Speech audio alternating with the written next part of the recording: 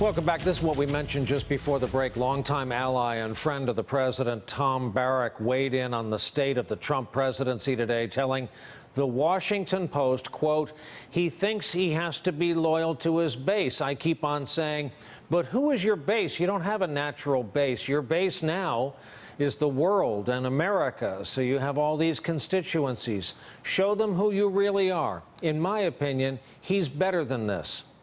A new Quinnipiac poll out today shows the president's approval rating at 38%. And according to this poll, most people, 55%, do not think Donald Trump is fit to serve as president.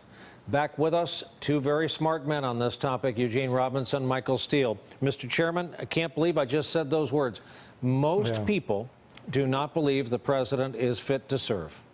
Yeah, it's a stunning revelation for the administration, I'm sure, and for the president also. I think there's a lot of, hanging out in the bubble that sort of blinds the administration and the president to what people are really beginning to pick up about what's going on, how they feel about that. Yes, you've got this solid group of people in this very narrow corner of the GOP that's behind you no matter what. But as you noted with his friends telling him, you're bigger than that. The world is bigger than that, and you now have to speak to a significantly more important group of Americans, and that's all of us. And so I think that the president is having a hard time squaring that, and it shows on a day in and day out basis. He still thinks he has to do and be a reality TV president, as opposed to just being president. Eugene, we've all talked about the people around the president who say the best way to reach him is through the media he sees and reads. The Tom Barrack interview was so interesting in that respect. Do you think it's a way in? Do you think he's doing a favor for people who are trying to prevail here?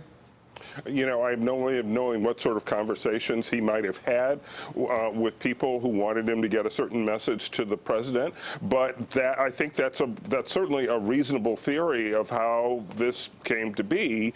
And I think he certainly, whether on his own behalf or on behalf of others, was trying to get a message to the president. I read that story as a way of speaking to the president at length about his problems. You know, every president in my lifetime has at least attempted to speak and govern and embrace beyond his base.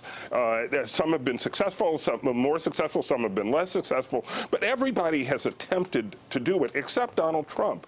And I think you see the results. I mean, the intensity on the sort of anti-Trump camp just goes up and up and up because he doesn't reach out to them at all or try to communicate with them at all, and his base shrinks. This is not a stable situation, stable political situation. Hey there, I'm Chris Hayes from MSNBC. Thanks for watching MSNBC on YouTube. If you want to keep up to date with the videos we're putting out, you can click subscribe just below me or click over on this list to see lots of other great videos.